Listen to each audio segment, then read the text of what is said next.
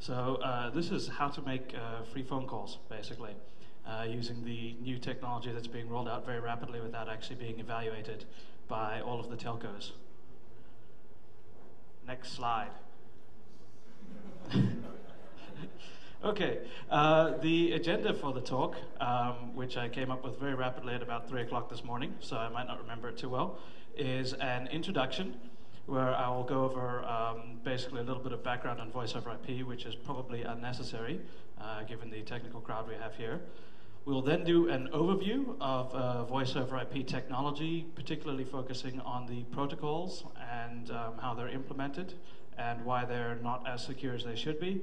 We'll look at the infrastructure, and then we'll look at security, which is the fun stuff, where we go over several of the attacks that I've been developing over the last year.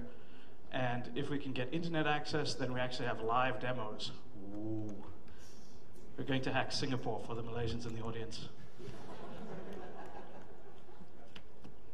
Okay, voice over IP. There are good things, like...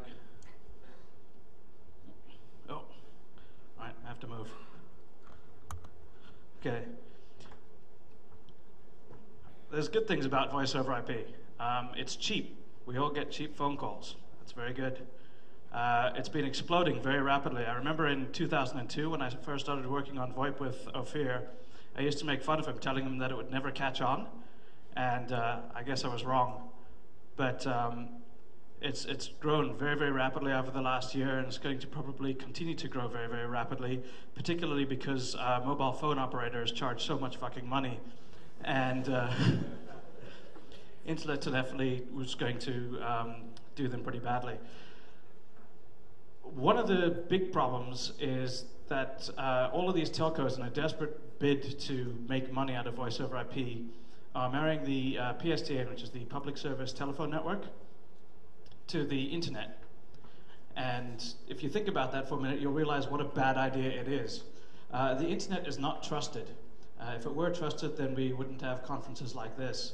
The PSTN, on the other hand, is trusted.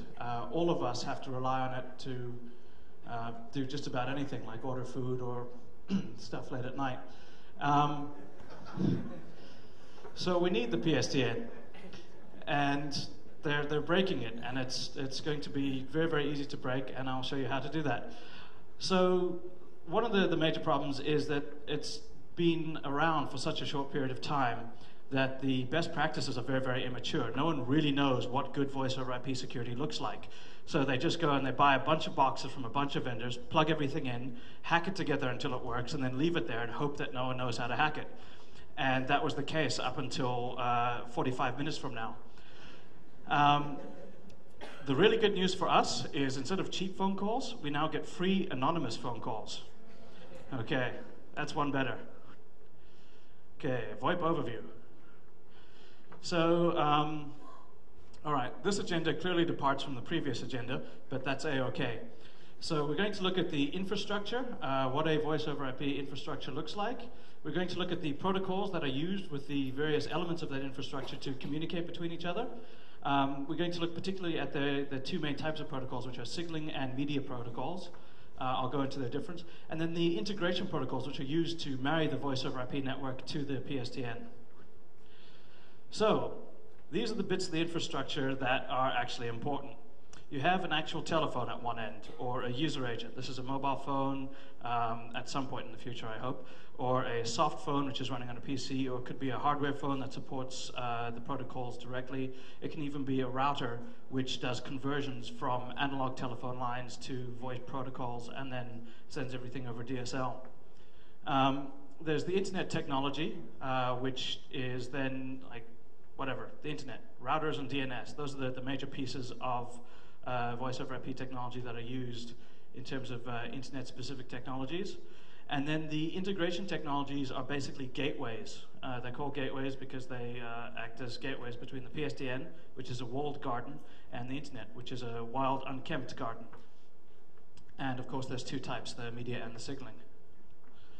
So if we look at the protocols which are used to communicate between these various devices, we have the primary sort of central theme is the separation of signaling and media. So media is actually everything that's voice traffic.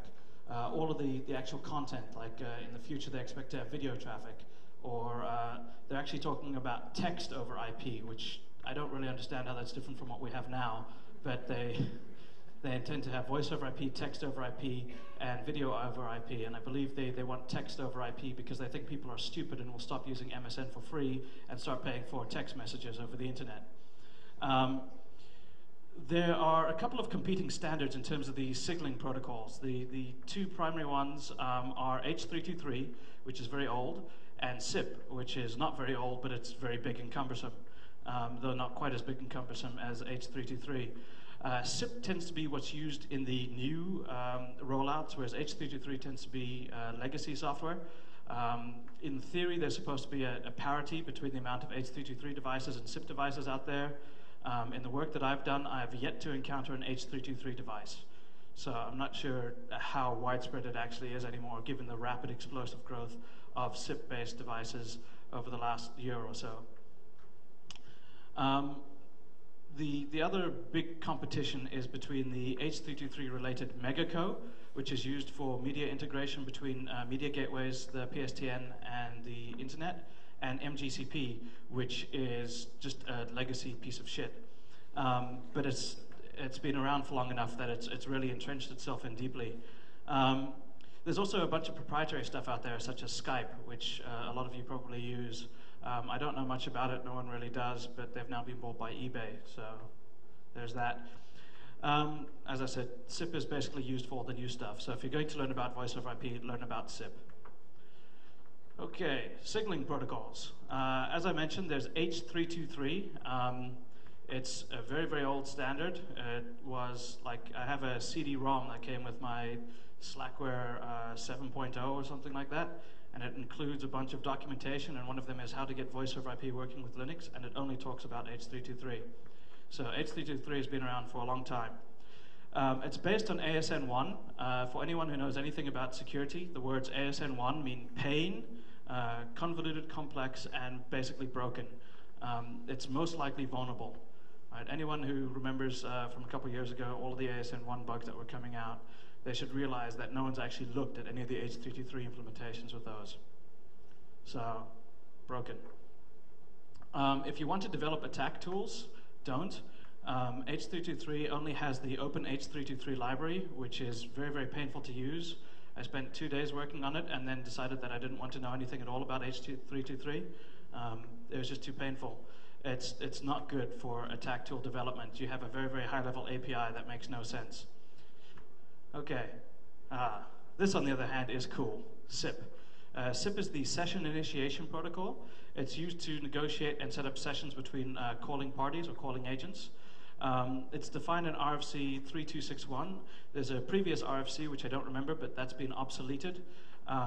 This RFC is pretty big. It's one of the largest RFCs that's been published and is in use. It's about 300 pages long. Most of it is crap. You can skip a huge amount of it. It explains everything in absolute verbose detail. SIP will look very, very familiar to people, even if you've never seen it before, because it's based heavily on email and HTTP. So it's a text-based protocol. It has error codes, such as 200 OK, or 404 not found, or 403 forbidden. And it has a method-based means of access, which looks a lot like GET or POST or PUT with HTTP. So let's see. Transportation layer. So SIP is basically a high-level protocol which runs on top of underlying protocols. The general idea is to run it on top of TLS, on top of TCP. The practical implementation is always on top of UDP, which means you can spoof SIP messages very, very easily, and you can inject them into sessions without too much trouble. In terms of the IP layer, you can drop things in. It gets a little bit more complicated in terms of the portions of the protocol within SIP that you need to guess or derive, but fortunately most of the people developing SIP software are idiots, and they don't use proper randomness. So you're not going to have too much trouble if you actually look at any devices. So while I can use TCP and TLS, I have not really seen that. I've seen there's one person out there working on a version that supports a secure implementation of SIP by default, and their software doesn't work. So everyone else uses UDP. Okay. There's some issues with SIP in particular in terms of the call setup. It uses these very, very complicated state engines, which are defined very well in the RFC, but you tend to fall asleep before you finish reading the sections. So I'm not sure how well they've actually been implemented. I've yet to find actual attacks using the state engines because I fall asleep while I'm reading about them, but I haven't had to go that deep into the protocol to break things. So maybe next year. There's a lot of open source SIP stacks out there. There's one from GNU, which I would recommend that you never use ever. There's another one from the old SIP Xperia people. Again, I wouldn't recommend using it. It's done in C++, and it's kind of big and bulky, and the actual API for SIP packet manipulation is great, and then the API for sending SIP messages is horrible. There's implementations of SIP in Python, in Java, in just about everything. The Java implementations, by the way, are very funny because they expect the protocol to be actually delivered correctly. So if you send a response that has a non-numeric initiation, so instead of saying 200 OK, you write out TW00 100 OK, it will cause exceptions and the entire stack will crash. Right? So while that's outside the scope of the RFC, you should never send something like that. The Java guys never really thought that someone would actually send bad SIP packets. All right. So if we look at what a SIP packet actually looks like, which we'll do in the next slide, I hope, we have a command line and a series of header fields, and then we can also have a message body. The message body is typically comprised of MIME data, and the MIME data that everyone uses is SDP, which we'll look at later on, which is called the Session Description Protocol, which is used to initiate or define how the RTP, which is the media protocol, will work. The command line, which always has to be the first line in a SIP message, is made of either a method and a URI, which is like invite this URI or cancel this or whatever. Or it's made up of a response code and a response, such as 200 OK or 404 not found. The header fields are then made up of a name, colon, a value, and the value can be a comma-separated series of value lists. A semicolon separated field of value lists. We'll look at an actual SIP packet now. So here we have an invite packet, which is going to set up a call. It's taken straight out of the RFC. As I said, the RFC is very verbose. They have a 14-packet exchange, and they print out every single packet. So here we go, the invite. We start out with saying invite, it's our method. We've got SIP bob@biloxi.com. Sorry, damn it. I've been getting the same text message about 60 times now, and I want to know if there's anyone from my Cellcom who works here. I'd like to recommend that you roll out your voice over IP package as rapidly as possible, and then let me know. Okay, so we have our invite. We have a URI that we're going to access, which is bob@biloxi.com, and then we say SIP version 2.0. So this should look basically like HTTP to everyone. Then we have a bunch of headers. So for instance, we have via. Via is required to be in every single packet. So a lot of firewalls that believe that they do really, really cool SIP packet stuff tend to check to make sure that you have a via tag in there. And then they never do any authentication to make sure that the via tag doesn't contain malicious information. So when we do the live demo, I'll be showing you how we can get through a NAT and access some information from the back end of a server, because they don't actually look at how their via is used. The maximum number of times that this packet should be forwarded through proxies or various other entities. We can do a trace route using max forwards and setting it to 1, then 2, then 3, and so on. And we can also use a special SIP packet to do that, which is the options value. We'll look at that in a second. Caller ID, this is one of the things that you need to guess. It's supposed to be a very, very large random number at host name. That's how it's defined. What we tend to find is that it's a very, very large date at a host name, and then it increments by time. So it's not that difficult. The C sequence is the sequence again. These are supposed to increment So these are easily guessable. If you can guess the caller ID and the C sequence, you can inject into the SIP stream. If you can inject into the SIP stream, you can manipulate the signaling, which controls the entire call. If you can control the entire call, you can redirect anything you like. So fortunately, people implement these fairly poorly. So we're lucky. We can actually take over SIP streams. And then it obviously has an SDP packet, which we're not going to look at. Next. Okay, so there are 6 core SIP methods, and then there's like another 3 or 4 extra ones that they kind of chucked in. They're not that interesting typically. The main ones that we want to care about are invite, which is used to set up a call session, register, which is used to update a registrar binding, which I really hope that I have in here what a registrar is. I don't remember. And buy, which is used to terminate a call session. There's also an options packet, which is used to query a SIP device, and it is an RFC requirement that every single device supports the options method. When someone gets an options packet, they're supposed to respond with the methods that they support, their version number, the software that they're running, the VIA tags, their froms, their tos, like everything. It's really cool. You can do like all sorts of cool stuff by just like fingerprinting with options. Okay, so this is how a SIP call session is set up. You have portions of the infrastructure, which is a soft phone at one end and a SIP phone at the other end. And then you have proxy servers. Proxy servers are used basically as a single entry and exit point into a SIP infrastructure environment. So they allow you to have a whole bunch of specific SIP devices and only one domain name. So you can have a whole bunch of devices that are basically hidden behind a NAT, which would be the proxy. Pretty straightforward stuff. So anyway, we send an invite, the proxy forwards it on and tells us that it's forwarding it on, forwards it on to the next proxy, gives it to the person who's supposed to get it, who responds back.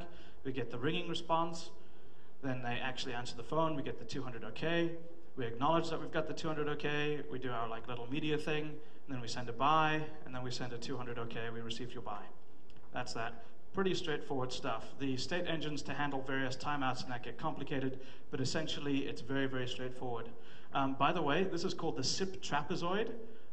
They like to talk about it because they think that using geometrical terms makes them sound cool. So you'll hear about SIP trapezoids a lot. What it really means is 2 proxies and 2 people calling each other. Boring. Next. Okay, so SIP typically carries SDP. SDP is a very, very, very, very old, ugly protocol. I don't have any examples here. That's just because they make me feel ill when I look at them. It's basically based on single characters and numbers. It's like mind-boggling how they got this stuff through an RFC. Session description protocol is used to describe how an RTP session is going to work. In theory, it's flexible enough to define any media stream or any actual session. In practice, it's only actually used for RTP because RTP is the only thing used with voice over IP. It's a plain text protocol again, just about all of these are, except for the actual codecs that get sent across via RTP. Everything else is plain text. And it's going to define a whole bunch of stuff. So it defines the port.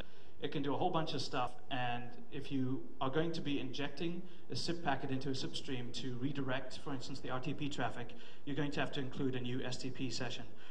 One of the cool things you can do is if you can stand in line between a SIP packet from when it comes from the original person to the destination, you can actually modify the SDP en route and add yourself as one of the destinations for all of the RTP traffic. So you can get all of the traffic sent to you by sniffing just by modifying this protocol. Cool stuff. The media protocols, on the other hand, that's a misnomer. There's only one. It's RTP, which is the real-time protocol. Again, another very, very old protocol. As you can see, it was originally done in RFC 1889.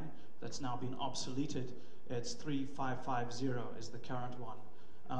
It supports a whole bunch of different codecs for audio, video, streaming. Like they have a codec in there for whiteboards. So you can stream whiteboards over the internet using this protocol. I don't know why you'd want to do that, but it's possible. It's also built on top of UDP, though it has to be encapsulated inside something else. It doesn't contain the, it doesn't have the ability to do anything other than define this codec, this IP, this port, this sort of activity. And this is incremented for every packet. And you only need to get it like partially correct. Okay? There's a timestamp, The timestamp is incremented, obviously, via time. Again, you only need to get that partially correct. There's a 32-bit identifier, which you don't have to get correct. Okay?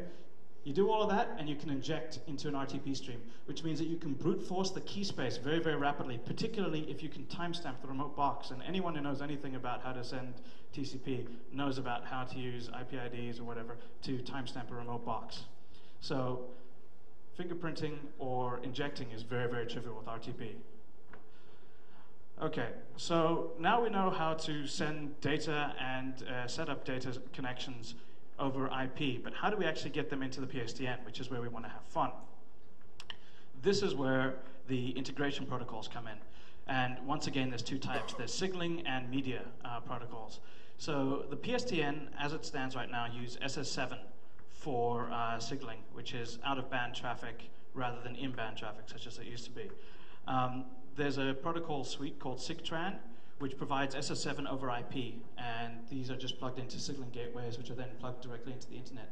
So if you know SS7, you can send SS7 commands straight to boxes on the internet, which will then go into the PSTN.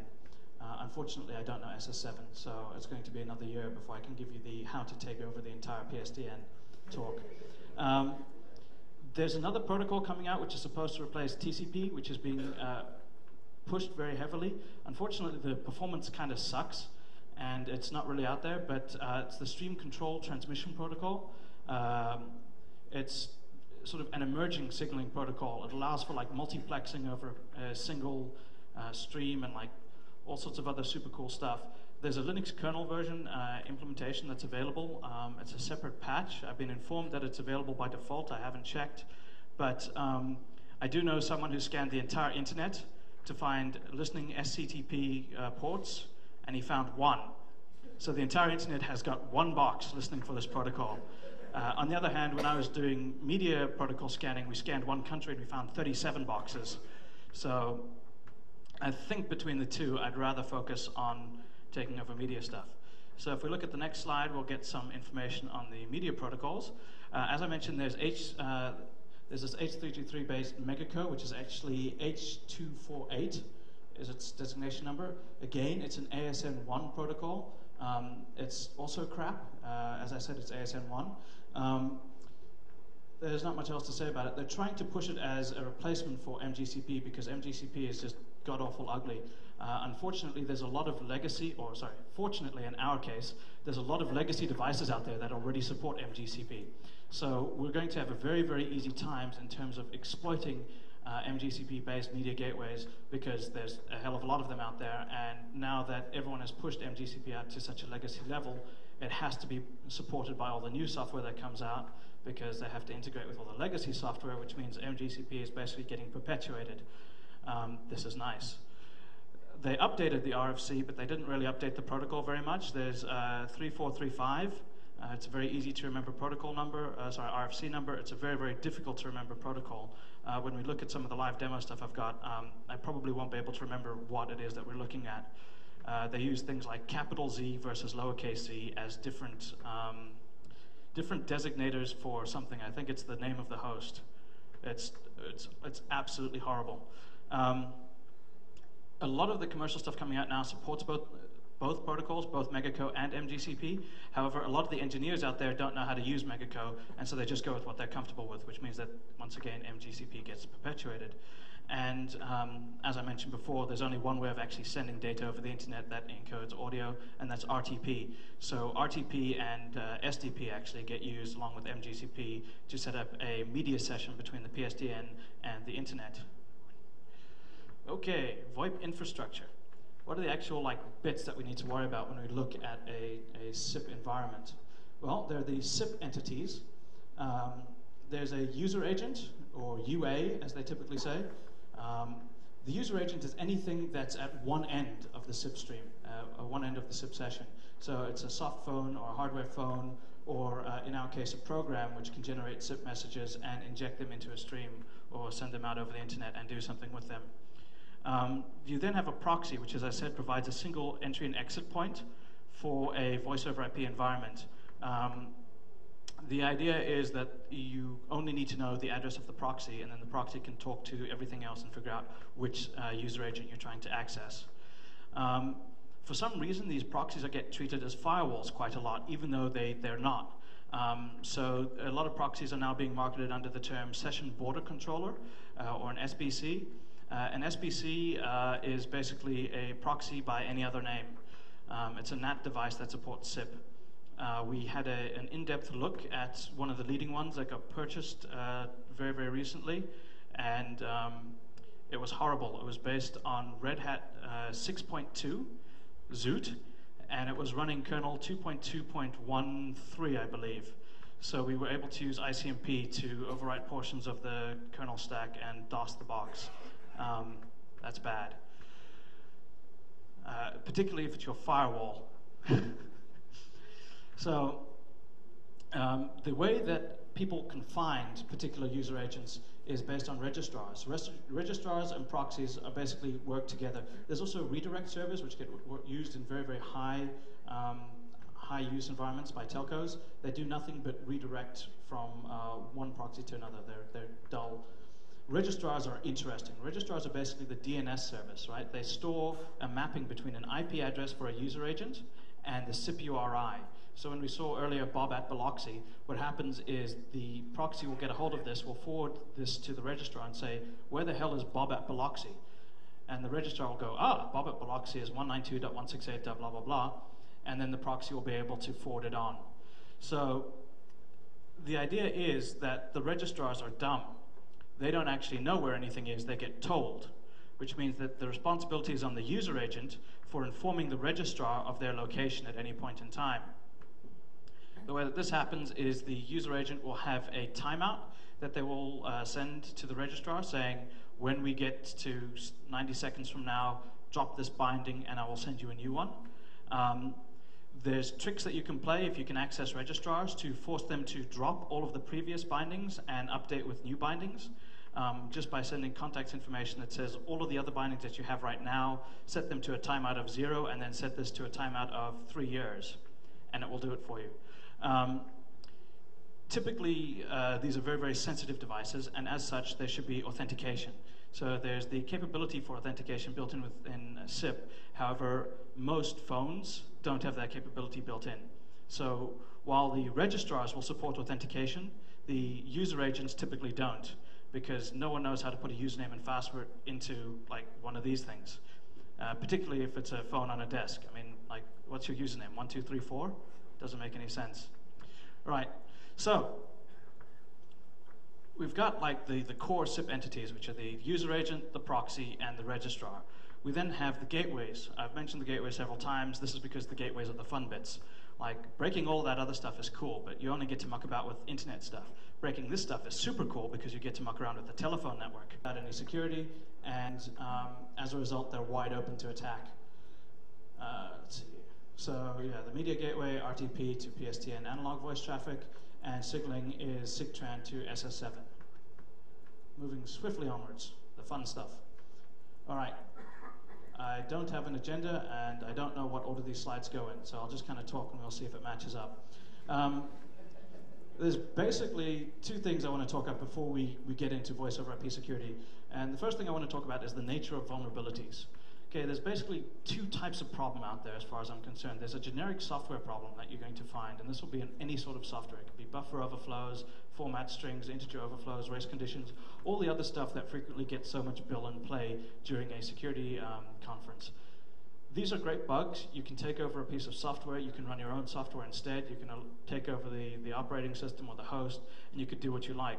That's all well and good. But what's typically more interesting in terms of making a lot of money is application-specific attacks. So application-specific attacks, for instance, in the web world would be SQL injection or LDAP injection, where you can take over the actual application and make it do what you want it to do.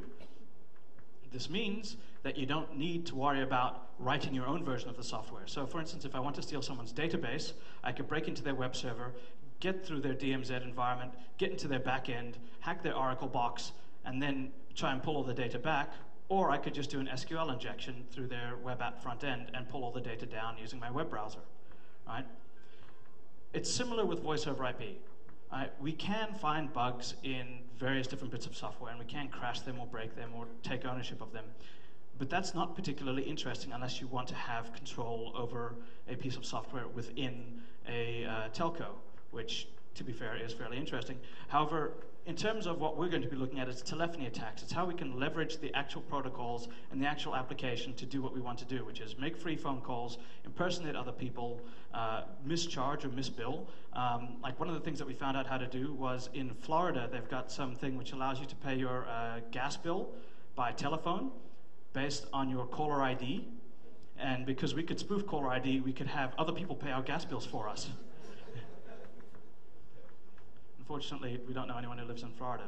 Otherwise, there'd be some dude out there who would get really pissed off. So, voice over IP concerns. These are the things that people worry about. And I'm going to split them up into two groups. We've got the people who actually use VoIP. These people worry about quality of service, right? Do I have to wait 6 seconds between when I say hello and when it gets to the other end?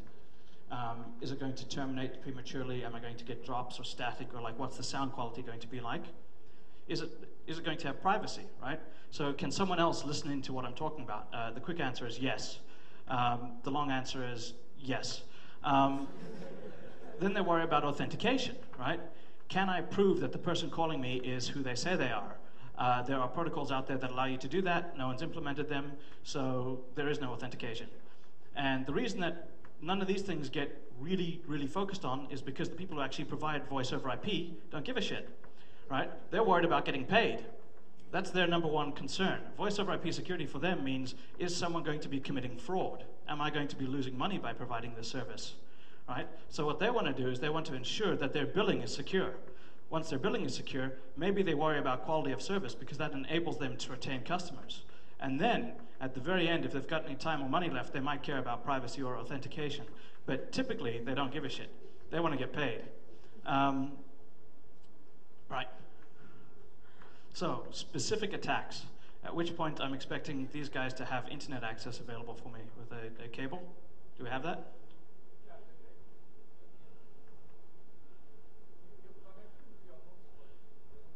Just to my laptop, yeah. All right, never mind. So historically, the telephony attacks that were available were like exploiting the fact that the signaling in the media happened over the same line. This was the in-band stuff. Right. So specific attacks, at which point I'm expecting these guys to have internet access available for me with a cable. Do we have that?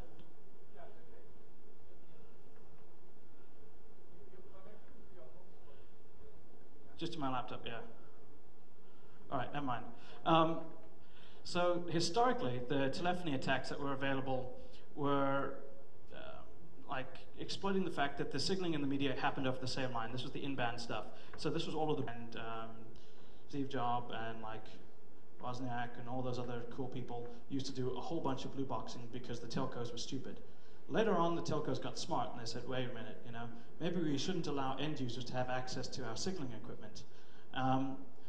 So they separated the stuff. And then later on, in today, they said, hey, maybe we should put all of our signaling equipment on the internet. And it's got us back to square one.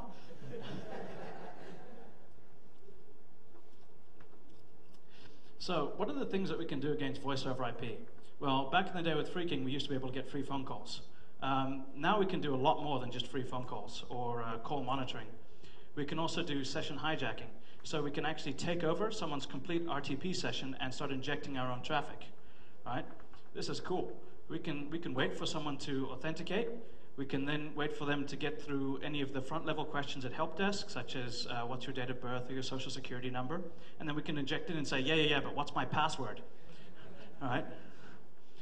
We can do RTP hijacking directly. As I mentioned earlier, there were several weaknesses with RTP which make it particularly vulnerable, mostly in implementation rather than in RFC definition, that make it particularly vulnerable to injection.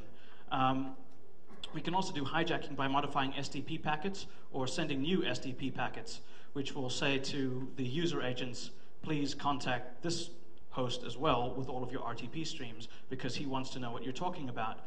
And thanks to the user interfaces available, no one's going to know that that's happening, right? So it's possible for a three-way conversation to get set up with the first two parties not knowing about the third party.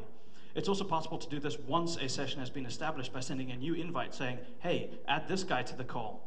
And once again, due to the way that most of these things are implemented, the re-invites go through without any notification being passed on to the user. Of course, because RTP is just over UDP and it's not encrypted, if you can sniff between the channels, so if you can get somewhere between the two user agents, you can dump all of the audio traffic out, and then the codecs are well, which makes for a great party trick. There's also spam over internet telephony. I think they came up with this name just because someone thought spit would be really cool. They haven't really thought it through. Like, I can't understand how anyone's going to make money with it. The way that people make money with spam using email is you have to click on links. If you click on links, you can go to websites. If you go to websites, they can track where you came from and who sent you the spam, and they can pay that guy money, right? Or the guy who runs the website is going to get money when you buy something. If I phone you up and say, go to this website, type in www.aaaaaqz, like, it's just not going to work, right? So that being said, there's a really, really easy way of doing a spit attack. One of the headers that's provided in the SIP RFC is called alert info. And what alert info is it's a URL to a .wav file that the end phone that's getting called is supposed to download and play as a ringtone. Okay, so this is horrible in more ways than one. There's different sorts of alert info. There's different sorts of caller ID info where you can get the remote phone to download information from the internet and display it. So you can also have it access HTML or Flash and so on and so on. Fortunately, no one's actually implemented this stuff yet. I think probably because they're lazy rather than because they're security conscious. But with a alert info header, I can point to a greetings from Nigeria.wav and send it out and have people's phones ring and then sound like they're answering and kick it in. Right. So as I said, I don't know how anyone's actually going to make money, but you can do it. Media stream injection. There's a lot of private tools out there, particularly developed by governments. I don't know why they want to do that, but they have it. MAC address.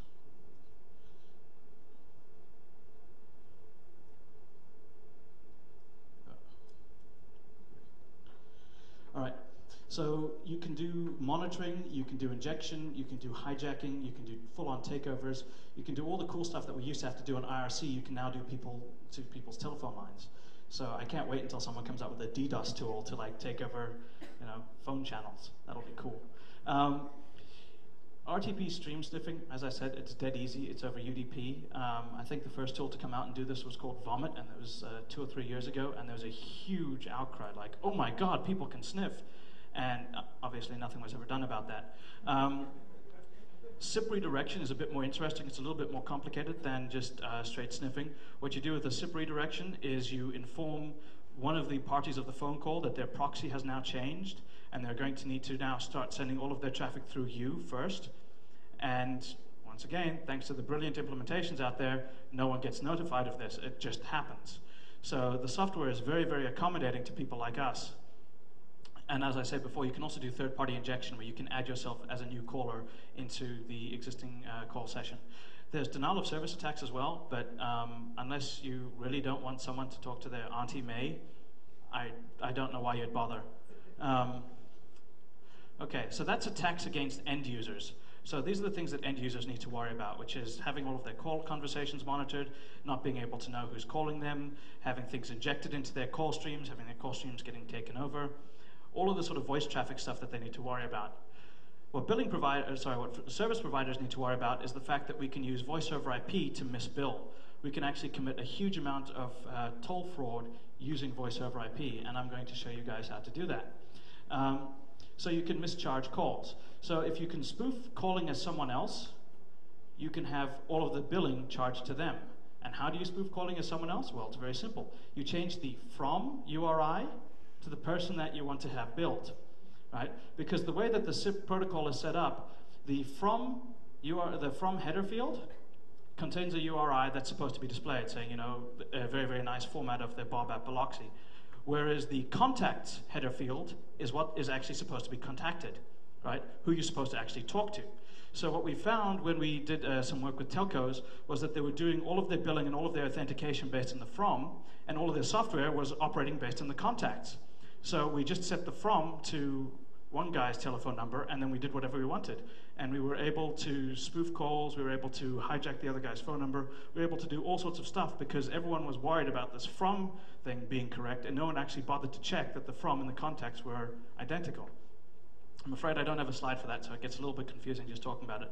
But basically, it's very, very, very simple to do. Free phone calls, right? Free phone calls are one of the things that scares the shit out of these people because they make their money charging for phone calls. And if you're doing them for free, that's the last thing they want.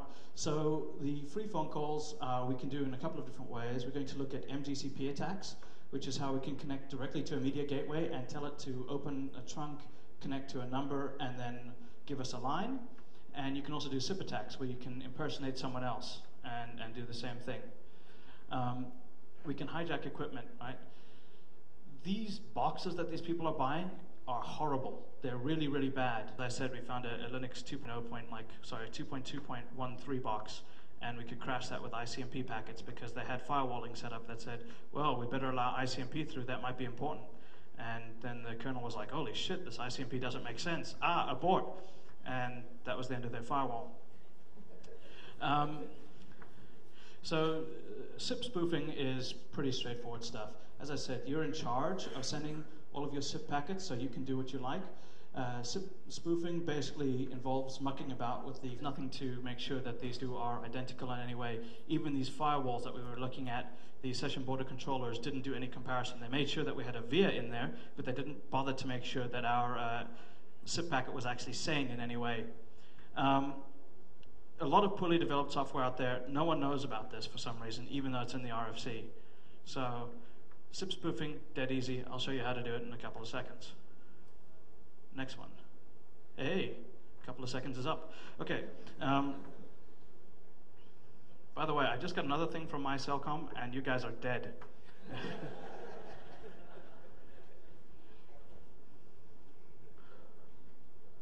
Hey, all right.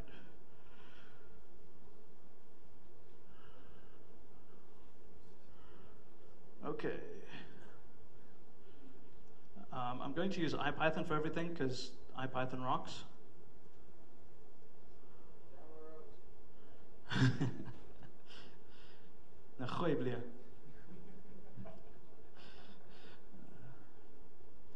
Okay, so VoIP is a package of Python voice over IP protocol implementations.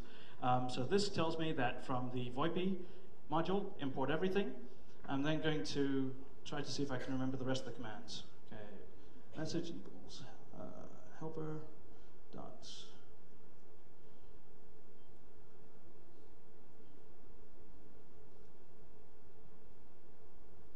Okay, who's got a good URI?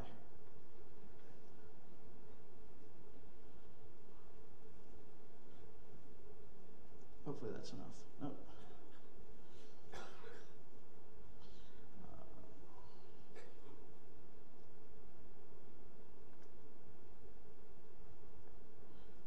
Okay, so we've now created a SIP packet, which is an options packet, and we're going to be sending it to the URI of joe@google.com. We've got a VIA set up via localhost. The branch and the R port are requirements for the VIA tag. The R port as a tag at the end is going to be used for us to get information from the NAT device that we're about to hit. The from we've set to foo at bar, and the contact is bar at foo. We're going to see that this doesn't matter at all, if we're lucky. The CSEC and the max forwards, let's see, we need to change max forwards, I think.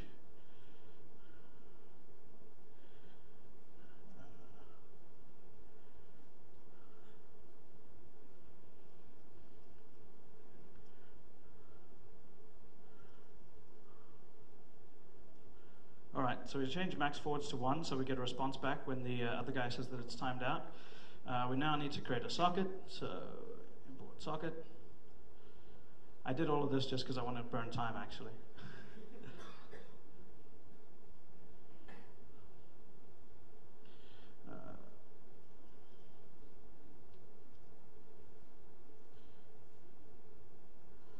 Okay, I have here on my notes that I'm supposed to tell you that this is a very, very powerful SIP packet and manipulation and injection suite rather than an incomplete set of things that I haven't put a nice wrapper around.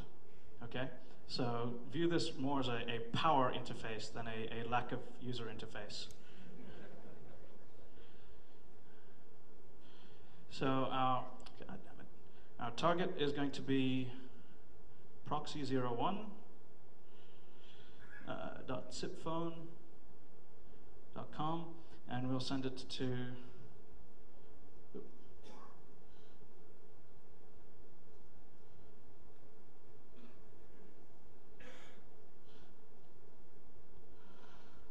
okay. Obviously, the DNS is not working.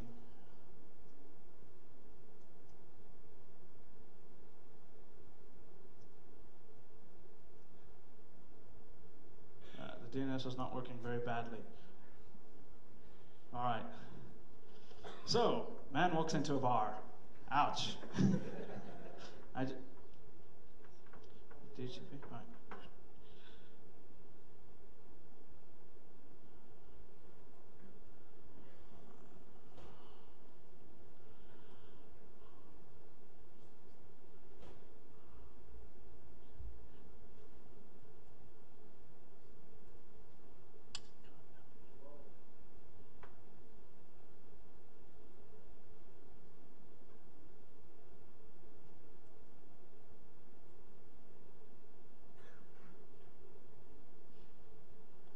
Suspense is killing me. Okay, well, we could possibly go back to the slides and then come back to see if DHCP actually exists on the network. Or we could all sit here and look at DHCP. All right, so that was our example of how easy SIP spoofing is to do. Obviously, a lot more difficult than it looks.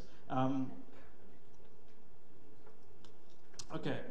MGCP attacks, which will be our next not running example. I love this portion of the MGCP. Like there's a portion of the, it's not the RFC, but it's a version of the RFC that everyone uses for implementations. It's a PDF by NCS. Basically, it has a section called On Security Considerations, and it consists of this two-line fragment. Security is not provided as an integral part of MGCP.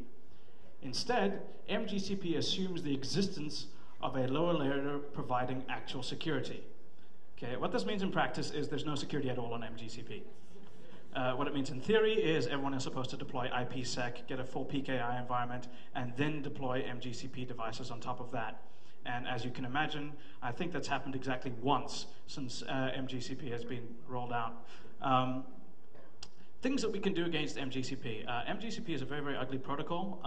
Essentially, the way that it works is it has a verb, which are these garbled-looking four-letter combinations. It then has a caller ID number, which is not actually a caller ID as in a phone call ID. It's simply a reference to this particular conversation that you're having with the MGCP. Things that you can do with MGCP. Well, because all of the security is provided by a lower layer rather than the MGCP protocol, you can do things like you can modify connections. So you can send MDCX and say to the MGCP server, from now on, this particular RTP stream that you have is now also going to be going to this address and port. So much like we can inject SDP into a SIP stream, we can also directly inject SDP into the media gateways. So we can do monitoring directly from these boxes, which is pretty cool. We can also create new connections. So we can say, open up a line on the trunk and attach it to this number. That obviously means free anonymous phone calling. We can also delete connections where, once again, we can drop people who have hooked up to, basically have hooked up to existing phone calls. We can come in and say, terminate this phone call, it's no longer in session. Why we would want to do that, I'm not really sure.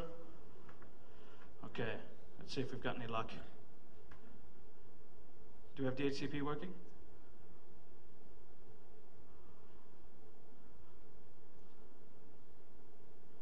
Oh, cool. All right. So, as I was saying about SIP being pretty straightforward to spoof,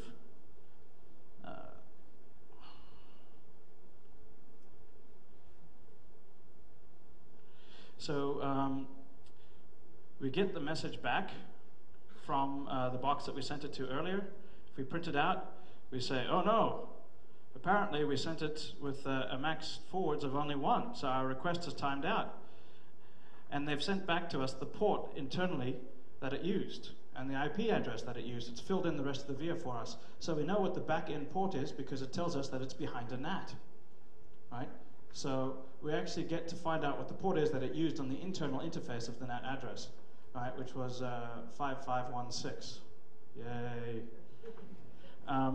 It also fills in some other stuff for us, like we sent it a 2 that makes absolutely no sense. As it happens, SIP phone doesn't do any peering with Google, who I believe don't do any SIP at all.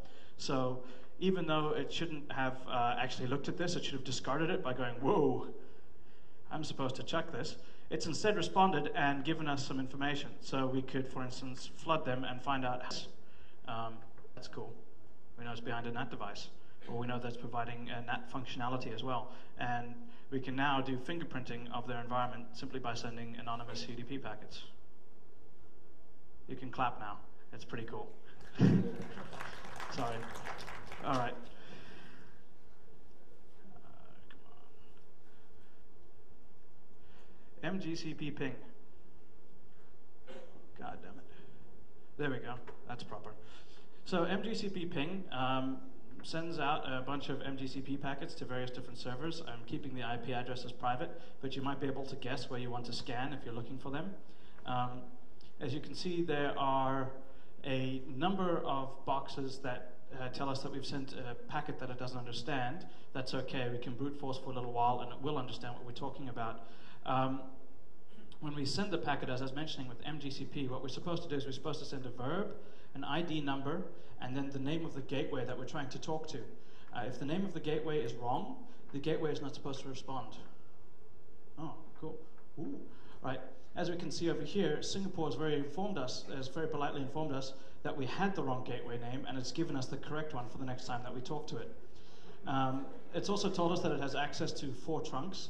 AALN is analog access line, so it's analog access line 1, 2, 3, and 4. And I believe that this is an IP directly next to it. As I recall, this is in a university. So the university admins were very nice. These other ones, like the 400 fail, we can deal with, and the 500s are just server errors where it's gone, you've got the wrong name. Fortunately, the way that the name is supposed to be made up is based on the DNS name. So all we have to do is reverse look up the IP addresses that we have, and we can guess what the name is and probably get it right within a few goes. All right. You know what? That's it for demos. I'm not going to show you how to do anything super cool because I haven't implemented it yet, or it's really, really hacky the way that it works, so it's not impressive. But we can talk about how we can steal money instead. So caller ID spoofing. Caller ID spoofing allows us to do a lot of cool things. It used to be quite difficult to do because you didn't have access to voice over IP. Now, fortunately, with voice over IP, you can basically do whatever you want with caller ID spoofing. It now becomes more of an issue of whether you get full ANI spoofing or not. The way that caller ID works, and someone's probably going to have to correct me because I'm not 100% sure on this, is there's basically a section called CNAM and another portion of the caller ID. And if the CNAM is changed, which is fairly easy to do, it's the caller ID name, the other portion of the caller ID still exists, which is the actual real phone number, which is used for billing purposes. With spoofing that we can do from one voice over IP service provider called newphone.net, what happens is they send out the CNAM portion to whatever we want, and they leave the other portion blank because they don't have it. We can then use a calling card provided by a voice over IP calling card provider from Massachusetts who have misconfigured server. All right. You know what? That's it for demos. I'm not going to show you how to do anything super cool because I haven't implemented it yet, or it's really, really hacky the way that it works, so it's not impressive. But we can talk about how we can steal money instead. So caller ID spoofing. Caller ID spoofing allows us to do a lot of cool things. It used to be quite difficult to do because you didn't have access to voice over IP. Now, fortunately, with voice over IP, you can basically do whatever you want with caller ID spoofing. It now becomes more of an issue of whether you get full ANI spoofing or not. The way that caller ID works, and someone's probably going to have to correct me because I'm not 100% sure on this, is there's basically a section called CNAM and another portion of the caller ID. And if the CNAM is changed, which is fairly easy to do, it's the caller ID name, the other portion of the caller ID still exists, which is the actual real phone number, which is used for billing purposes. With spoofing that we can do from one voice over IP service provider called newphone.net, what happens is they send out the CNAM portion to whatever we want, and they leave the other portion blank because they don't have it. We can then use a calling card provided by a voice over IP calling card provider from Massachusetts who have misconfigured servers. What happens is when they get a CNAM that comes in that doesn't have an ANI, they copy the CNAM to the ANI and then route it forward.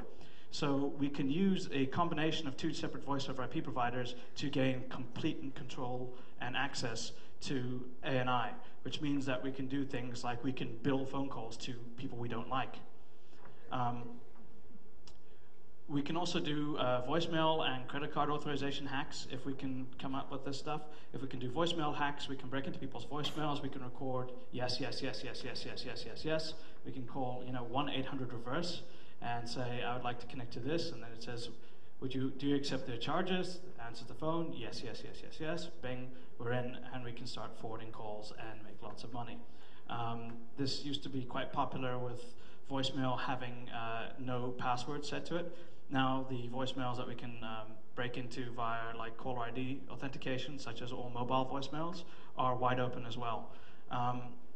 As I said, we can misbill and we can do the pay by phone stuff. As I mentioned in Florida, they've got a pay your gas bill by telephone, and you can register which telephone number you want to have which gas bill number billed to over the internet. And the way that they have their thing set up, it's like basically trivial to register for anyone because you don't even need to phone up. You use email to verify that you've registered the correct telephone number with the correct gas bill number. Okay, newphone.net is really, really cool. They charge you 2 cents a minute. They're assholes to deal with, but they're actually a very, very cool service provider. They basically just have an asterisk box, and it's hooked up to the PSTN. And they say, if you want access, you pay us 2 cents a minute, and you can plug your asterisk box in as well. And part of your configuration, they send you an email and says, for your configuration, when you have a set caller ID, please insert a valid 10-digit caller ID, right? There's absolutely no verification. It's up to you to make sure that you use the right one, which is very nice of them. We can use that combined with other voice over IP mistakes or misconfigurations, and we can get full ANI spoofing. As I said before, the empty ANI portions are filled in very helpfully by a particular rnkprepaid.com, a particular voice over IP provider in Massachusetts. So, let's see. That's the conclusion. All right. So there's a whole bunch of different things that we can attack with voice over IP. We can attack the end users. We could attack the people who are being billed or trying to make money, the service providers, and we can actually abuse the service providers to attack other portions of the security infrastructure. For instance, we can do impersonations of phone calls and get through to help desks with internal phone numbers and so on, where we can then do much, much easier social engineering attacks. So voice over IP is a great enabler of further security attacks. It also provides anonymous phone calling access. So if you and your mates want to talk to each other while you're breaking into whoever it is that you're breaking into, you can use voice over IP to do it. Unfortunately, you can't do it securely. Voice over IP attacks enable additional criminal activities. Okay, we're almost there. And then I'm going to tell amusing stories about how we broke into a telco. So the problem is that there's no really good security solutions out there. There's no really good best practices. It's all immature. It's been around for too brief a period of time, and there haven't been enough people out there actually looking at it as a practical set of attacks. What you tend to find is two types of people out there. The guys out there who say Cisco voice over IP phones are terrible, which I admit I was one of them, but I did it in 2003 when it wasn't cool. And there are the guys out there who say, in theory, if there is a less than 150 millisecond round-trip time period for an RTP packet, the blah, blah, blah, and it's boring academic shit. No one cares. No one tells you how to do cool stuff like make freaking phone calls, unlike me. Woohoo! The big problem with voice over IP is, of course, the convergence of the PSTN and the internet. What happened before was the PSTN was finally made relatively secure. The number of people who could actively exploit it was very, very small, and it was a walled garden. And then the internet happened, and the PSTN was still pretty much okay, and then voice over IP happened, and the PSTN is complete shit now, and it's going to get completely trashed because all of the telcos out there and all of these like fly-by-night voice over IP companies are just plugging boxes in willy-nilly without giving a shit about what they actually mean in terms of security. And that means for the rest of us, VoIP freaking is here. Thank you.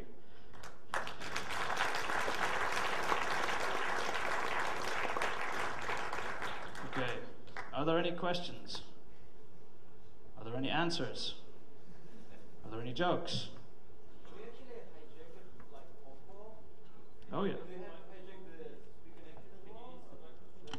It's a UDP connection. Not the question was to hijack a phone call. Do you have to hijack the TCP connection as well? The answer is no, because it's not a TCP connection. It's a UDP connection. You can in some regards. Depends on which technique you use. So if you want to hijack fully, one way would be to DOS the other guy offline and then just spoof his stuff to inject. The much simpler way is to send a invite or a new connection to the person that you're trying to, like the target, not the person you're trying to impersonate, right? So the person that you're trying to hijack, you don't need to knock them offline. You simply need to tell the person that they're talking to that they should no longer talk to this IP, they should talk to this IP, right? And they will happily do that without even noticing it. Connected over here, let's resync and keep going. So one of the cool things that happens with that actually is you're supposed to, when you change your IP address, your SSRC, the session ID number, is supposed to change. And if it doesn't change, that's an error, which means that the number of things that you need to guess is now reduced to a 16-bit digit, which can be accurate to within about 256, and a timestamp, which you can get accurate to within a couple of minutes, just by like pinging one of the boxes. You don't even need to flood. They tend to won't check that the IP address and the SDP IP address are correct. So you can say like spoof, flood, and spoof, and you won't have the firewall drop you because they're badly implemented. Yes, you can basically send within your SDP packet. You can send your IP address, but you can spoof someone else's UDP address. Sorry, with the UDP packet at the IP layer, you can spoof, and it will do. It's like delta is based on IP address rather than on like anything else, so you won't get dropped. Yes, cool. I think that's it for time. So unless there's any other questions, okay. Thank you. Are you aware of any compliance tests or validation tools, especially for the SIP protocol, that are in development or actually currently in use? There are actually some open source tools, and I know that there's commercial tools out there, but they don't look at things like, are you properly random, or are you doing validation to make sure that you're not looking at a completely insane packet. They tend to be doing things like, does your parser work properly? So can you parse a very, very garbled packet? Or can you handle a very, very large volume of packets? Because these tools are developed for telcos who worry about handling millions of users rather than for people who are worried about like their boxes being hijacked. So the software that I've had a chance to look at has not done specific security stuff as relates to the topics I've talked about here. It's done security stuff in terms of, can I send you complete garbage and will you treat it as a SIP packet, yes or no? And then it will say, hey, your parser doesn't properly handle 3 carriage returns in a row. And that's boring. Okay, at least it's a start. And can you say something about the inter-asterisk protocol? And the IAX? The specific role? Yeah, like the thing is, I don't think like IAX is the asterisk developed protocol for voice over IP. I don't know too much about it. I know that one of the cool things you can do with it is you can tunnel it over SSH. So what we do when we try and set up secure voice over IP calls is we have an asterisk box in a server on the internet. We run asterisk boxes locally, and then we do SSH tunnels, and we set up IAX over the SSH tunnels. And then we know that at the very least, no one's going to be able to get through the encryption. There's latency problems, but we're willing to deal with that as a trade-off. I don't know if average users are. In terms of IAX specifically, I don't know too much about it. I do know that there are problems with asterisk. I do know that the people who have access to those particular problems are quite concerned about making them public because there's a lot of asterisk boxes now being rolled out in valuable places, and I know bad people who like to do bad things. So they're hanging on to that information. And that said, most of the carrier-grade equipment is not asterisk. Asterisk is for like the also-rans, I guess. They're for like the little toy people. They're for like people like us who like to play at home. If you're a carrier and you're dropping a couple of $1 million on a box, you really don't want to get Linux running asterisk. Right? You want to get something with a big brand name on the side that you can go and sue later when it doesn't work. So I'm not sure that IAX is going. I mean, from what I know from SIP, I mean, SIP is, it's not only no security, it's totally broken by design because it doesn't really like embed ports in the data, so it's totally unsuitable for firewalls in general. It doesn't really work with NAT, and it's a complete mess. Oh yeah, yep. And it's being rolled out everywhere. I mean, don't use it. Yeah, no, like it's dangerous. Yeah, no, SIP is quite bad. It requires UDP ports. It doesn't work well with NAT. That's why the proxies were developed, and then they found out that they had to make the proxies the NAT devices, which means that you then have someone trying to develop voice over IP technology and good NAT technology. And there's only a limited number of people in the world who can do one of either, and they tend not to be the same person, and they tend not to be in the same teams or companies. So it's a complete mess. And then, of course, RTP itself has to randomly assign a new port number, which, again, doesn't work very well with NAT.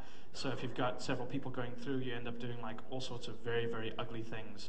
So voice over IP technology does not play nicely with firewalls. It doesn't play nicely with large corporations. It should be used internally, probably, or it should be used in a secure way. And since no one's figured out what that secure way is, don't use it. All right. Anything else? No? Cool, we're done.